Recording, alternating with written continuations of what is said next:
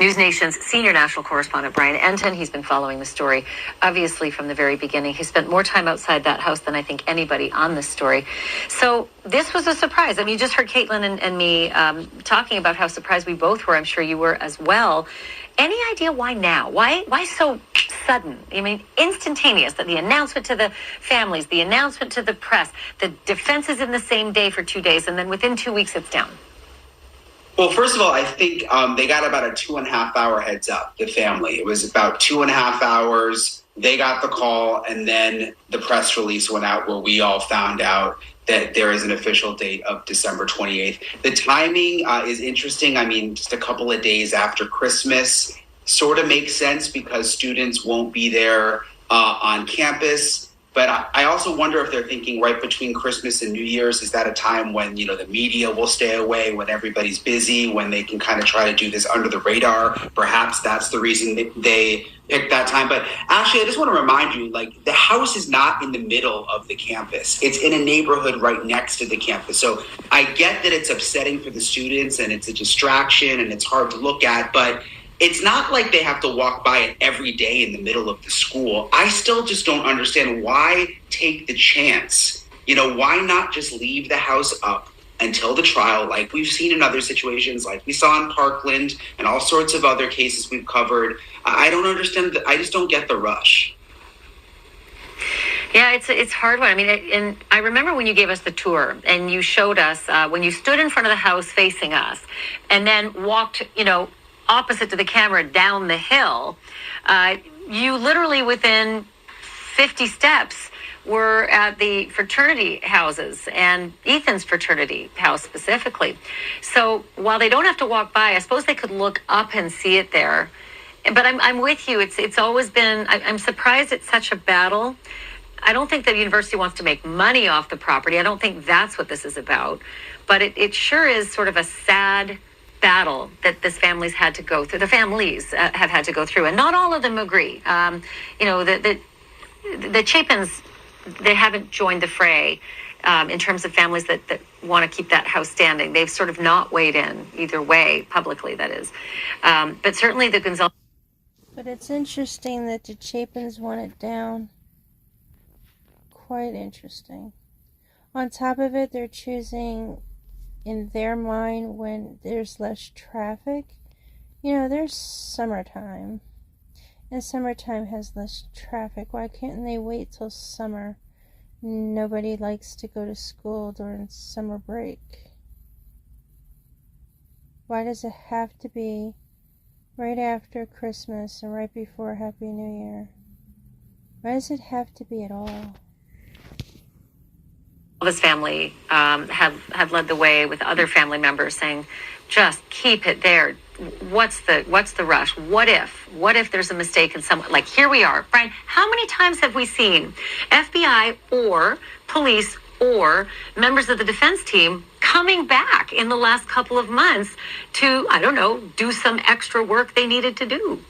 Yeah, and who knows, they might need to do something else that they haven't thought of yet, or maybe the jury will want to see the house. Steve Gonzalez, Kaylee's dad, made a good point to me last month when I spoke to him about this. He said, if this stays in the county and they don't move it, and they're trying to find a juror who is unbiased, it could very well be a farmer. And to him, a farmer isn't going to want to see a 3D image or a computer view. They're going to want to go out and see the house for themselves. And they're saying, well, the inside is different and it's been, you know, there's been chemicals and you can't walk around. But even the outside, Ashley, I mean, maybe they're going to want to stand on the street and say, what could you actually see from that window? Or what could you see from the front to the back of the house? Or what exactly does the road look like in that area compared to the house? And nothing is better than physical contact. So he is 100% correct. What if they have to go back and it's not going to be there? What if Brian Kohberger does get off and gets exonerated and they could easily had found better evidence to put him back in his position, or evidence to find the real perpetrators? I'm telling you that they're hiding something, and they don't want us to see it. And I really truly believe it's huge. And the best time to take this down is on a major holiday where everybody wants to be with their families. Nobody's going to not want to be with their families at this time. That is also why they're not choosing summer. There's no major holidays in the summer.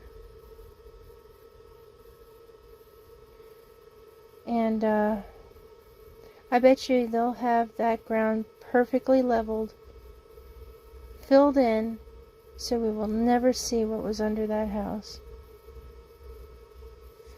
Why did the owner quickly give the house to the school? Well, let me tell you why. Because at the point where the owner was still an owner, was still responsible for the individuals within that house, the courts could have seized the house. Any secrets within it, the courts could have found it.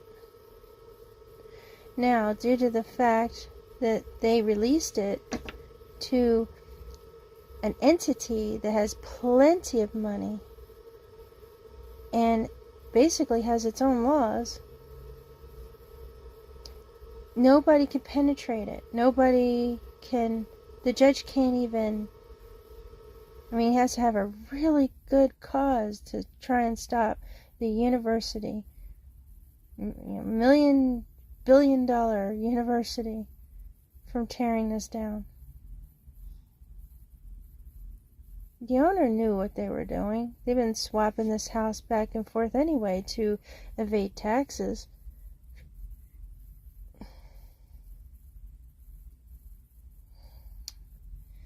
And you could definitely find that proof. I don't need to show those receipts. Millionaires do it all the time. And we have found it a while ago. If you want to re-find it, get in touch with Bubbly Waters, because she was the first that I know of that found that information.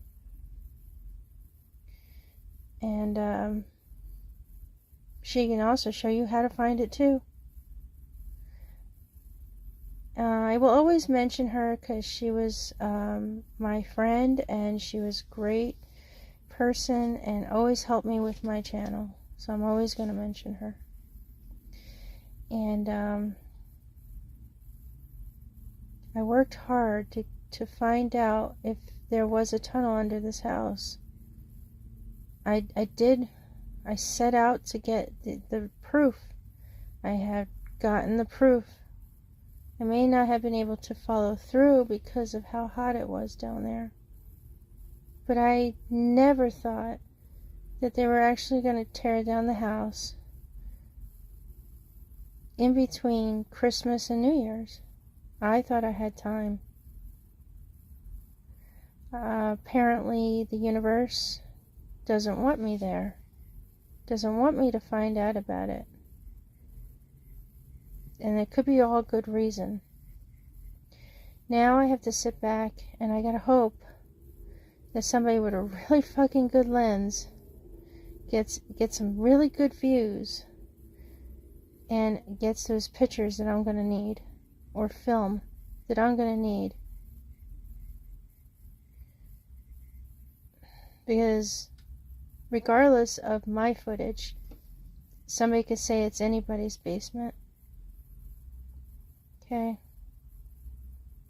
And regardless of me doing the 360 model,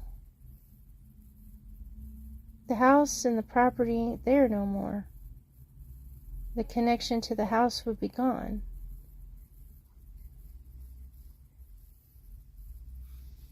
So that hard work right out the window.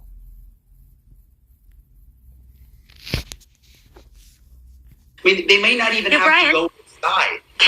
Let me ask you that, because you have a very unique ability to say, I saw the digital replications of the house before I got there, before you landed for the first time in Idaho and went to that property. How different was it when you got there? What surprised you in person? Because you walked around the back, like you were taken all around the house, which other reporters haven't done. So you tell me how different it would be looking at a digital model compared to showing up there for the first time and getting the real feel. It's a very unique house. It's the 3 stories. Part of it is into the ground. It's a very unique driveway. I mean, you see in the video here, it's this steep driveway that goes up around the house. There's an apartment complex on one side. I mean, when I went, my first thought was like, it's just an interesting sort of little corner of this street that you can't really visualize unless you're there. And again, they may have questions. The jury may have questions about the outside. What could you hear if you were on one side of the house? Could you hear things? I mean, who knows what they might want to feel out there? That's why I don't understand it. I don't understand the rush.